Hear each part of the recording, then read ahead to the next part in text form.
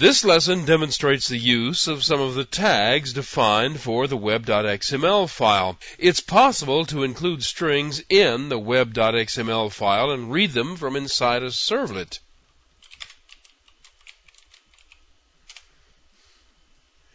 There are two ways to include strings.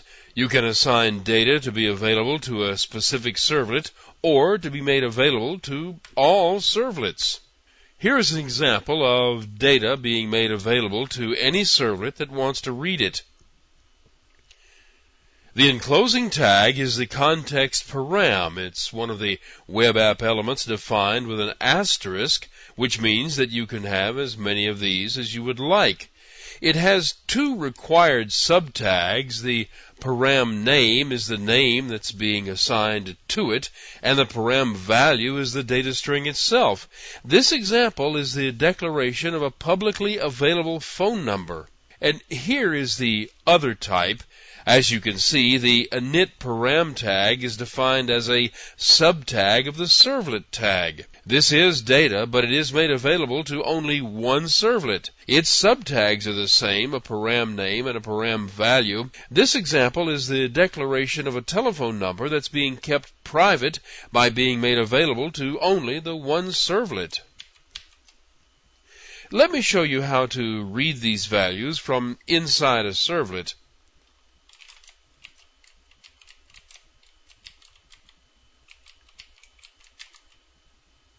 The init method exists inside the superclass and can be overridden in your servlet.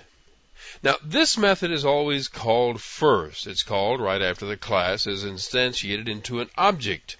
To be able to read either the public or the private parameter strings, you need to make a call to getServletConfig to return a servletConfig object. To read the private parameter values, you need to call getInitParameter with the parameter name, and the value string is returned to you. There could be a number of these, and you would need to make a separate call for each one. To read the private parameter values, you'll need to first make a call to the getServletContext method to return a servletContext object. Then you call getInitParameter once for each parameter value you wish to return. After the init method has finished execution, this servlet should have a copy of both phone numbers. This isn't a very fancy web page, but it does display the two strings it retrieved from the XML document. Here, let me show you.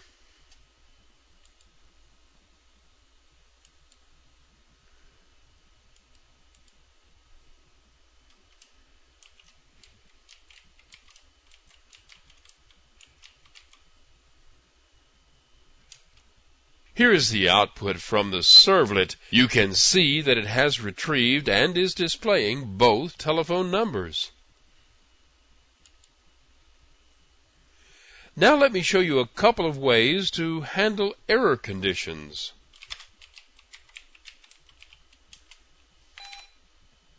This web.xml document defines two error pages.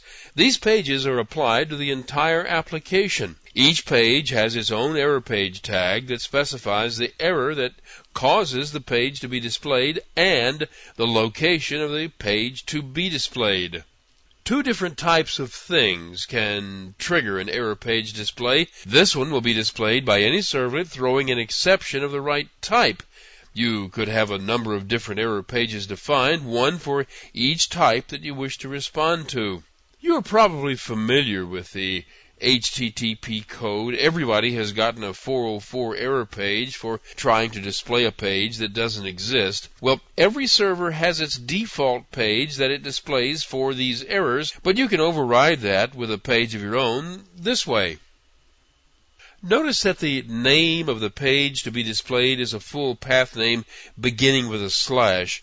It can be one or more subdirectories deep, but the leading slash indicates that the search should begin in the application directory.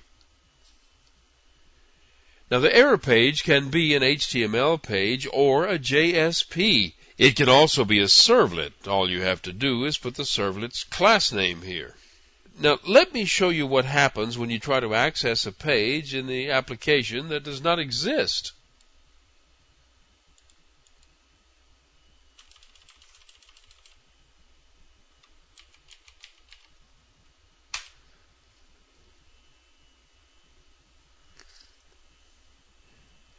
Instead of the system error page, you get your custom page.